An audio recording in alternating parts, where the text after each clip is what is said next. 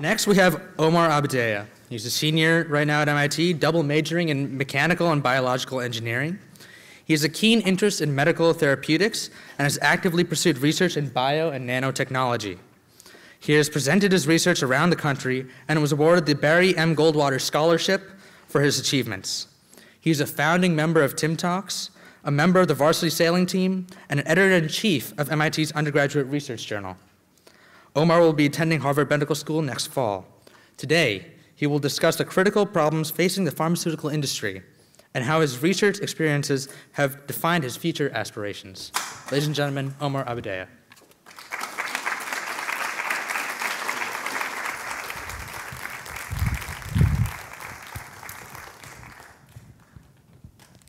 So when I was trying to think about what I wanted to say in this talk, I reflected on my time at MIT, my 4 years here, who I was coming in, and how I changed coming out. And what I realized is I've become part of this culture here, where people come up with ideas, and they go out there and make it happen. They just go for it. And when I was thinking back about this, I realized this is a culture that my parents had tried to instill in me ever since I was a young child. In fact, it goes back to this plaque that was handed down to my mom, who put it up in my room when I was young. And what this plaque said was, "I know which way the wind blows, but I must chart my own course." And of course, it had a cute little picture of a sailboat on it. But I never really understood what that meant. And looking back at MIT, I realized that I had gone through that firsthand. I had experienced how to make my own path. And how I did it is I came in as a freshman, and I was really inspired by an idea, a problem. And I wasn't sure how to make it happen, how to make my own path. But when I came in, I sort of did orientation wrong. I wasn't like other freshmen having fun and enjoying it. I snuck around a bunch of labs I thought were interesting, and ended up emailing 20 labs saying, this is like during orientation, like, I just want to get into the lab, start doing research. I'm really passionate about this idea. And would you take me even before classes start? I ended up getting no responses, which was a little devastating as this excited freshman that just wanted to do research.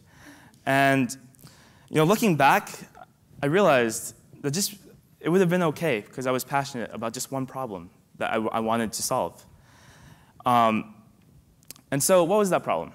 Well, it turns out it was the undruggable protein problem, which is a crisis in the pharmaceutical industry.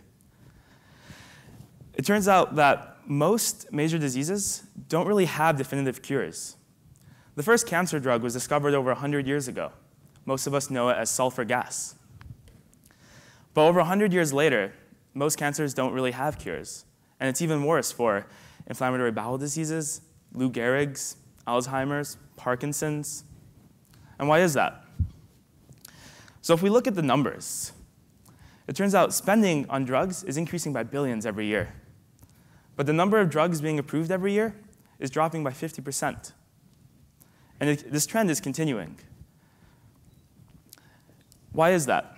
Well, if you delve deeper, out of the 20,000 or so drugs that have been approved by the Food and Drug Administration over the past 50 years, it turns out that they only target 2% of the proteins involved in all major diseases.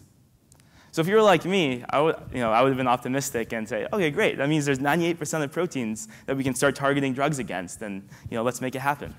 But it turns out that it's a tougher problem to solve than that. In fact, out of all the proteins involved in major diseases, only 85% of them cannot be targeted with current approaches for drug discovery. And so these drugs, these proteins that can't be targeted have been left forgotten, understudied, undercharacterized. And so the trend where it's taking longer and longer to develop new drugs is only going to get worse with fewer targets to develop against. And so this really bothers me, and it should bother you. And so this is the problem I came into MIT really motivated about. But I wasn't sure how to tackle it, how to make my own path. And I was stuck. No lab would take me. And so over the next few months, I ended up cold calling all these labs at the NIH. And I was like, can you take me on for the summer? And then I got a lot of negative responses. They're like, we don't have funding for freshmen. Don't have spots for freshmen. Try again next year. But But then just one lab did get back to me. And we chatted and chatted. And I don't know if he was genuinely interested in me or if it was just my annoying phone calls over and over that won him over. But he took me on for the summer. He flew me down. And there, I developed this nanoparticle-based vaccine that could use the host's immune system, our immune system, to target tumors and kill them. And it worked. It was phenomenal. But I spent 3 months there and hadn't really even begun to tackle the problem I was actually interested in. This was going around the undruggable proteins. And so where would we find the actual cure? And so I came back to MIT and emailed the same labs again. Got a lot of non-responses again. But then one lab did get back to me, just one. And that's the lab I've spent most of my time in, the Sangita Bhatia lab. And there I've been working on developing a nanoparticle-based urine test for all major diseases, including cancer, liver fibrosis. And it works. The idea being, if you can detect diseases earlier, we can make current drugs even better. Because current drugs don't work when you discover the disease later on. But again, this is going down the more traveled path, where most people are trying to make the drugs we have already work better. But what's going to happen when we run out of drug targets? And that's the problem I was, again, really motivated in. And so I did what a lot of undergrads that are interested in biotechnology don't really do. And what this was based around was I wanted to be in a very intellectually stimulating environment that was fast-paced, was at the cutting edge of where medicine was being, advanced medicine was being implemented in clinics and hospitals. And so I emailed all these venture capital companies around Boston that were focused on biotechnology ideas, really cool ideas that I really wanted to work on. And again, I got very negative responses. Go get an MBA. Come back when you have a PhD. We don't have time for undergrads. But then this time, it just took one person again to get back to me. And he just emailed me saying, let's Skype. And I was like, cool, I've never Skyped before for business, so let's try this out. And we did. We chatted, and we talked. And I wasn't sure, again, if he was actually interested in me or if it was my annoying phone calls, and there were many of them that made him hire me.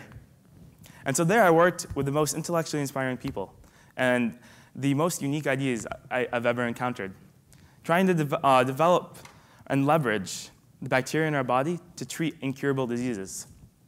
It's a new idea that's going to enter medicine very soon, and it's revolutionary.